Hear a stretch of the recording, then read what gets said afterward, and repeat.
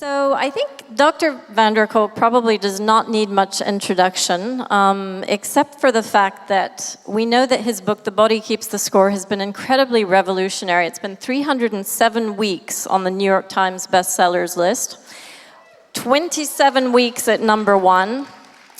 He has 4.8 stars on Amazon and over 76,000 reviews, which is pretty incredible. It's a brilliant, forensically detailed book that spans hundreds of years of psychiatry and also at least 50 years of your own experience both as a researcher and as a clinician.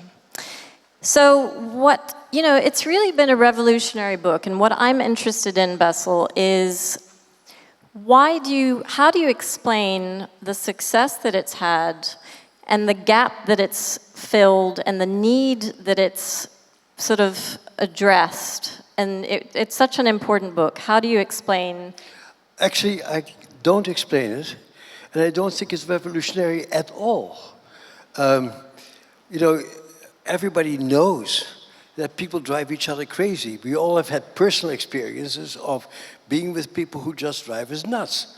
When you get beaten up by people and you get raped, of course it has an impact. What is more stunning to me is that psychiatry has completely been able to dissociate reality and get the notion that people sort of emerge and they become mentally ill because of some chemical issue, and that life experience has nothing to do with who you become.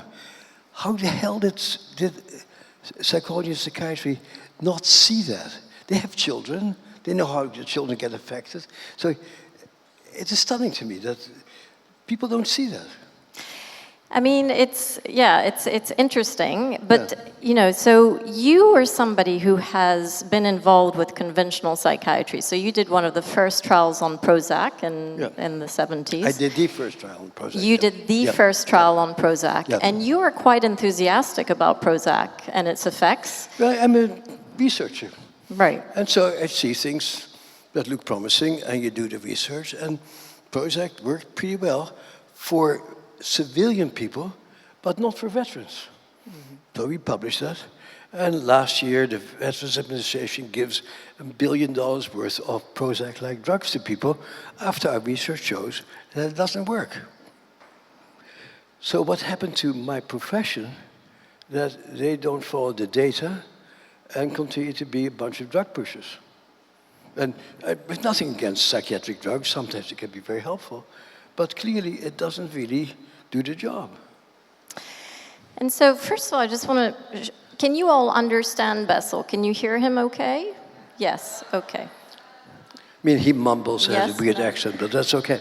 So I just want to make sure everybody hears him. No? Okay. So if you hold... So, okay.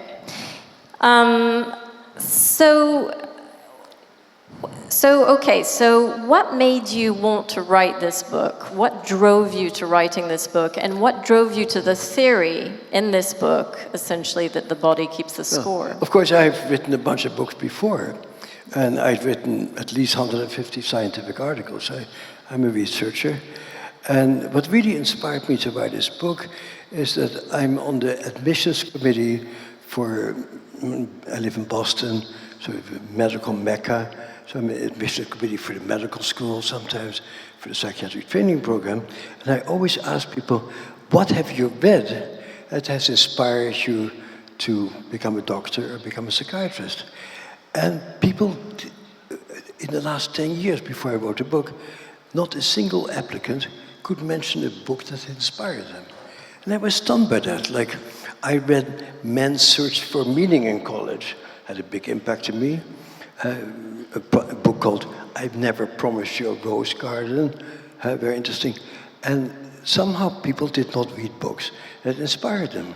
So I thought, I'll write a book for young students about the brain and society and the whole interaction. People, after reading it, go like, wow, that's what I want to do with my work, because it's so interesting and you can really do a lot to help people.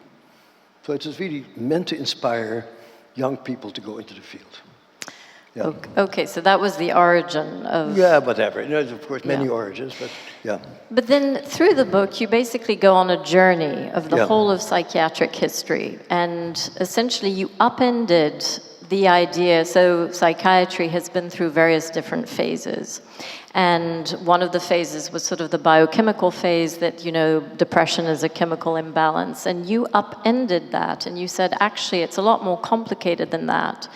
And, essentially, it comes from, so depression, anxiety, ADHD, all the labels that we give mental health issues are the result of a dysregulated nervous system, are the result of a maladaptive response. No, not necessarily. Okay. There is not a single explanation, and what has happened in recent times is it's trauma, trauma, trauma. And no, trauma is one of multiple issues that makes us who we are. And so we have learned a lot about the brain. I happen to be part of the team that did the first neuroimaging studies of how trauma affects the brain, found some interesting things. And also, one of the important parts of my development is I started to work with veterans, traumatized veterans, at the same time that I had young children at home. And my young children sometimes couldn't sleep, and would sometimes cry, and would have nightmares. And that's what kids had. And my veterans sometimes blew up and throw temper tantrums and become violent.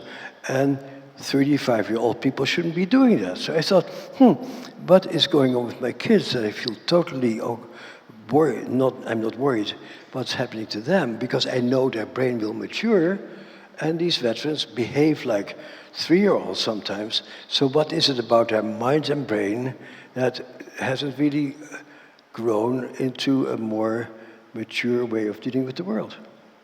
And I knew there had been mature people before that time, so that it became intriguing with what has happened that has changed certain pathways to cause them to no longer be fully alive in the present, but they get stuck in the past. Okay. Yeah. And so is that your definition of trauma? So if you were to give us a definition of trauma, what would it be? There is no exact definition of trauma. Yeah. The way I think about it, it's an experience that overwhelms your capacity to deal with things. Nobody outside is helping you to deal with it at this point, and then something gets broken in your internal system, so you get stuck there, and you continue to interpret parts of life exactly in the light of what happened back then. Yeah. Okay. Complicated, yeah. And so what I'm also very interested in is, so you have a psychological reaction to a negative event, so something that happened in your childhood, and then that impacts your biochemistry. What is the effect of these negative experiences on your biochemistry? And I know you have a lot of research on this, on how it affects your neurophysiology, and how it affects your neuroendocrine system, and how it affects your immune system. And because we know that there's a huge link between psychological trauma and physiological distress. And so we know, for instance, that people with ACE scores of 4+, so that's adverse childhood experience scores, are more likely to die 20 times earlier than the average. And we know that, children with trauma have 50 times more chance of having asthma and lung disease. We know that there's a 1,220% higher risk of suicide, etc. So it has an impact on your psychology and also on your physiology. Can you explain to us the impact physiologically of these adverse experiences? Well, one thing you really discover doing this work is you cannot make that old Cartesian dualism of mind, brain, and body, because we are our bodies, and we are our brains, and we are our reactions. So everything that happens mentally has a biochemical and physiological underpinning, and you cannot separate these things from each other. But the other important thing, it's not the past that brings people into therapy. It's the current life that you find that you blow up in response to things that other people don't blow up with. You get terrified in response to things that other people don't get afraid of. And so your current reactions actually don't make sense to the people around you. You usually start off saying, well, I behave this way because you are a terrible person, and so you usually feel justified in becoming as angry and frightened as you are. And then slowly over time you start realizing, oh, it's not only you who are misbehaving, but me who have no control over my reactions over it. And then you start exploring that. You go like, oh, this has happened to me a very long time. And if you go to the right therapist, he'll say, how long have you had this reaction? Did you behave like this when you were 6? And some people say, yeah, I've always had trouble with it. And some people say, no, only after my freshman year in college. And you go like, what happened? And then people say, well, I was raped or something. And then people start making a link between the past and the present. And it's a good link to make, and it's a very important thing for people to go there and to really see what they have suffered from and what impact it has had on them. But the critical thing is to make a link between the past and the present. Just saying, oh, I was abused as a kid, and telling the story over and over again doesn't do it. It's becoming aware of how you continue to live in the past and don't live in the present. And then the job comes, how do I get to live in the present and be here and not continue to react the way I did back then. But you start off with realizing this has its roots in something that happened to me. And you also, it goes into, this happened to me and it was really awful for me. And this had an impact on me and on what has happened to me. And then you go like, I'm really sorry for what happened to me. And so you start getting sort of a caring relationship to yourself. And the usual reaction, oftentimes amplified by psychiatry, is, I'm crazy to get so angry. I'm crazy to get frozen when somebody touches me. I'm bizarre that I react this way. And then once you make that link between past and present, you go like, oh, this is where it comes from. And as we say in our internal family systems therapy, all parts are welcome. These things have real things of the way I tried to cope with it back then, but I continue to behave as if it's happening right now. And then you start taking charge of yourself. You start being able to say, so how can I help myself to live here and not there? So essentially, would you call it a sort of, I mean, it's an adaptive response in the sense that if something bad happened, then your sympathetic system is in overdrive. So either you're fight, flight, or you freeze, which is part of the parasympathetic. Yeah. But then what you're saying is that that experience that happened in the past, then you're re-experiencing this as if it were happening in the present. And not consciously, Not but you keep behaving and feeling and sensing, and your body keeps reacting as if the past is not over. Right. So the great challenge for everybody who's been traumatized is, how do I help myself to be fully alive right now and not be dominated by stuff that happened to me a long time ago? And so one of the challenges of this situation of essentially living in the past is that your whole body and your whole physiology is reacting as if the trauma is still happening. Is that correct? But not necessarily your mind. Not your mind may not know that. Right. Yeah. So like, I just get very angry, I get very frightened, or I can't stand this. So there's several things that are happening. One is your behavior. So you might get angry with someone, you either overreact or you underreact inappropriately. You have inappropriate reactions. Yeah.